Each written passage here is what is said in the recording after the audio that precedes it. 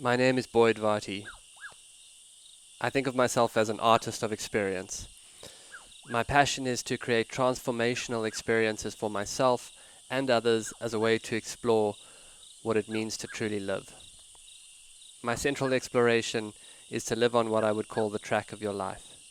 To me, this is to live courageously towards the discovery of what you are called to and to what life asks of you. So much of how I live has been informed by my passion as an animal tracker. I'm following the trail of my own life and reporting back. This show is a daily broadcast from a treehouse on the Londolozi Game Reserve in the wild eastern part of South Africa. Londolozi is a 14,000 hectare wilderness reserve adjacent to the Kruger National Park.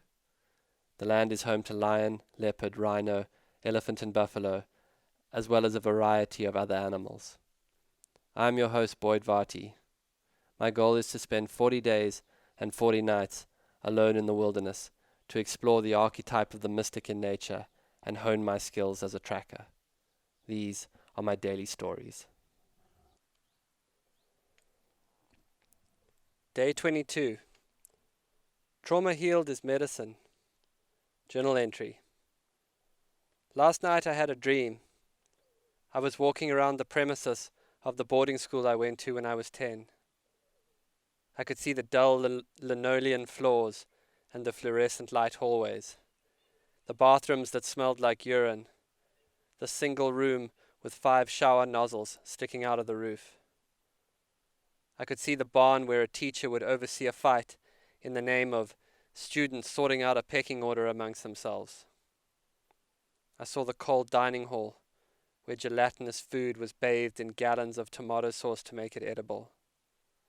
I saw the quadrangle where I got smacked around by a kid called Ryan Scanter. I went back to the small grove of trees on a hillside I would run to. My 10-year-old instinct to be out of the square halls and amongst the trees. There I could cry alone, the most alone I have ever felt. No one to turn to, nowhere warm or safe.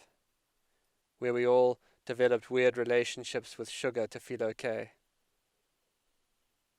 I could tell you of all sorts of horrors from that place.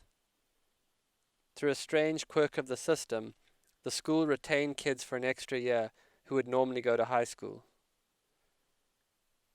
During the year they stayed on, they ran the school for the masters. It was my first encounter with dysfunctional hierarchy. These poor kids all came from houses broken by divorce, and they were themselves deeply traumatized. One of the forms of discipline they enforced was if you had been deemed disrespectful by these older boys, these boys would line a hallway and you would have to run down it, getting beaten to a pulp as you went. I don't know if you can imagine a 10-year-old next to a 15-year-old. But as we stood in that line looking down the hall, I can tell you those boys may as well have been monsters. In some ways, the things that happened are irrelevant. The behavior was so pervasive, and I was so new to that world that I didn't even understand how bad it was. It's just what one had to adjust to, and we adjusted. We did what we had to go inside ourselves and create a new normal, but we hated that place. Only when I got older and realized that I would never let those things happen to a 10-year-old in front of me did I begin to really understand. Unless you show a young boy he is strong with guidance, he keeps acting tough out of fear he isn't. The place had a profoundly low frequency. Let me be clear, I went to 3 boarding schools. Nothing touched that first one. In fact, I kind of liked the other 2. The actual events of that time I am long past. What lingers is a coldness. Imagine you lived in a really low-grade hospital, and the feeling of illness and death got in your bones. Imagine, to survive there, something inside of you closed. In the dream, the place was being reclaimed by fingers of unruly vegetation. The people were gone, and thick vines and wild jungle birds were nesting in the cubicles of the dormitory. A crocodile had taken up residence in the shower hall. A panther walked the rows of the dining hall, where flowers and grasses were pushing up through the floors.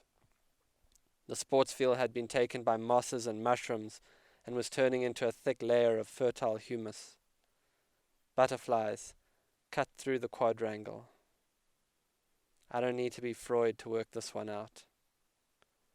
Walking through those halls 26 years later, I understood that that place was an introjection into my young psyche. A feeling I was always trying to get out of me.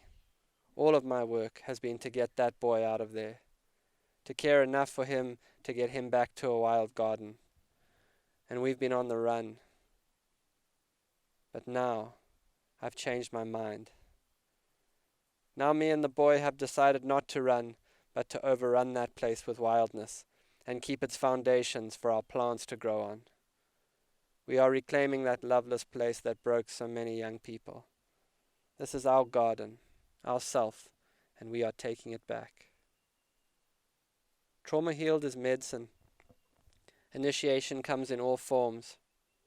How can I talk about healing in the world or in nature until I have looked into myself with some courage and compassion? If you would like to understand your own darkness, ask yourself how you have hurt people in the past. If you want to understand trauma, look for where you feel helpless, frozen, and isolated. If you want to understand shame, ask what you are afraid to share. And if you want to understand how to truly heal, find out what your gifts are and share them. As it turns out for me, telling stories about nature is deeply healing. Out here, nature is teaching me innocence, and by extension, I feel my capacity for intimacy returning. In that school, it was profoundly unsafe to be myself. I closed the door on that kind of gentleness. In situations where an ever-deepening tenderness is required, that place starts to open, and with it an overwhelming distrust, born of what closed it. The maps of patterned trauma can be backwards. Love makes you afraid, danger makes you calm, you read trouble as excitement, and stability as dull. Misidentified tracks are always confusing. That is why healing is so often in need of a community that is not confused. In the end, in this tree with solitude, what I find is compassion for all the creatures of that place, and gratitude for that time, for the archetypal breaking out of which all restoration must come. Is that not where we all stand right now? Healing is as natural as the river below my tree. All through the day I felt a strength in myself born out of that dream. In the evening I walked out to a beautiful rocky hillside. I climbed that hill and then high up onto those highest boulders, balancing as if placed by some titan. From that hillside I could almost cast myself back through time to that boy alone on another hillside, hiding in a grove of trees. I called out to him across time. "We're gonna be fine," I screamed into the emptiness. Below me lay miles of empty bushveld. As far as I could look east was wildness. I have never felt so unalone. Out of pure instinct I created an initiation for myself. I'm 22 days through a 40-day threshold. I've had so many ideas and not followed through on them, but this one I knew to do. For whatever reason, I decided to do this. I'm proud of myself. There's no panacea for healing. You just keep trying things till something sticks. Till you find yourself dancing around the fire, alone, singing the Beach Boys for some unknown reason. Totally free. 4-0. Out. This has been another episode of the Track Your Life podcast with Boyd Varty.